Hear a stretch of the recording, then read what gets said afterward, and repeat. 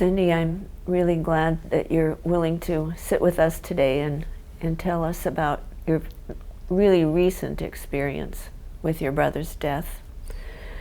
I think it would be helpful to the people who are watching if you could talk a little bit about David and your relationship with him and who he was in your life, and then what happened at the end of his life. David is one of my 3 brothers, and he's younger than me. He was 3 years younger than me. And I just have kind of goofy memories about him, like when we were young and wrestling around. I was the only girl left at home, and so he and my other younger brother would, we'd run around and wrestle, and I'd chew up carrots and spit it at them and things like that. But, and then I was the only one of my family who left the immediate area when I became, old enough or an adult. And so I really didn't get to see him, or I didn't see him a lot in my adulthood, really most of my adulthood, until he came to me one day and asked to talk to me. So that's the day I found out about his illness. And can you tell us about his illness, what it was, and maybe a little bit more about the moments of that day? He came to the house with a friend of his, and it was kind of under the premise of helping him get affairs in order, because he was single and in his early 50s. So we didn't think much of that, and my husband's an attorney, so he was just coming to us for help with his will and things like that. So we kind of went through things, and at the end of the visit, which was maybe about an hour and a half long, he had a manila envelope that he had sitting on the table the whole time, and he picked it up and he had it in his hands, and it's like he wanted to give it to me, but then he didn't, and finally he just gave it to me. And I opened it up, and there were some things that he had printed off the internet. On the top it said ALS, and I just looked at it and I said, "Is this what you have?" He said, "Yes." He needed my help to tell everybody else. Well, I was happy that he did come to me. Yeah. But it's like that brought us together after all those years. That it had to be devastating new, is it? Yeah. Yeah. And then throughout the course of the next almost 4 years before he died, how we developed a relationship. And then I look back and think, well, we should have had that all those years earlier. Almost every phone call and every visit was basically planning for his death. His condition worsened, and Right. was that a real gradual process? I didn't really notice much for the first,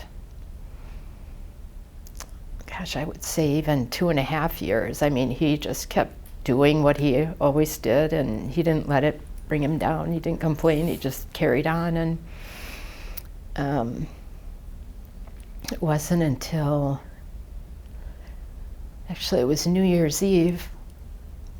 It'll be a year ago.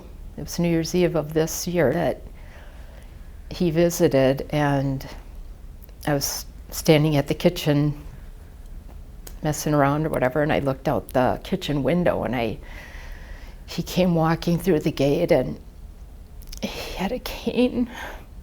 He had a big brace around his neck. And that was difficult because that's when I could tell that things were really going downhill, and it would continue to. And even at that time, I thought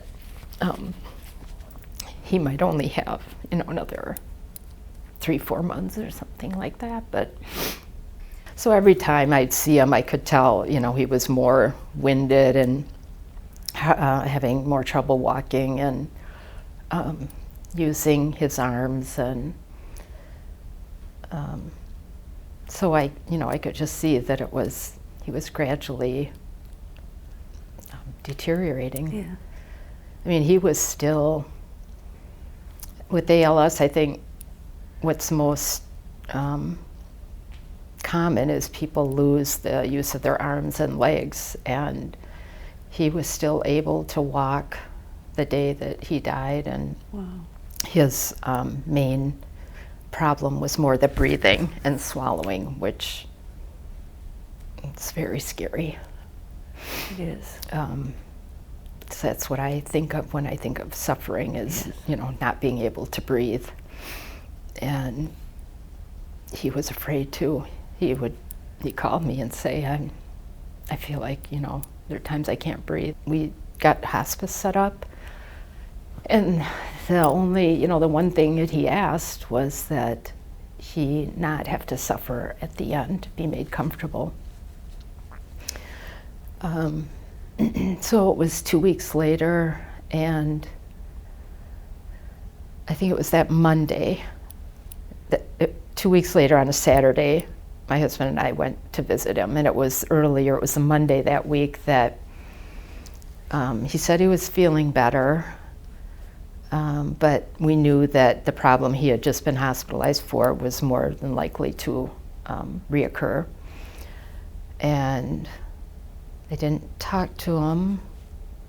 And I can't remember if it was one of my other siblings or someone who called and just said that he wasn't feeling well again. That was on maybe Thursday. And so I decided I was going to visit on the weekend, and I almost decided to go on Sunday instead of Saturday, but for some reason I just went on Saturday.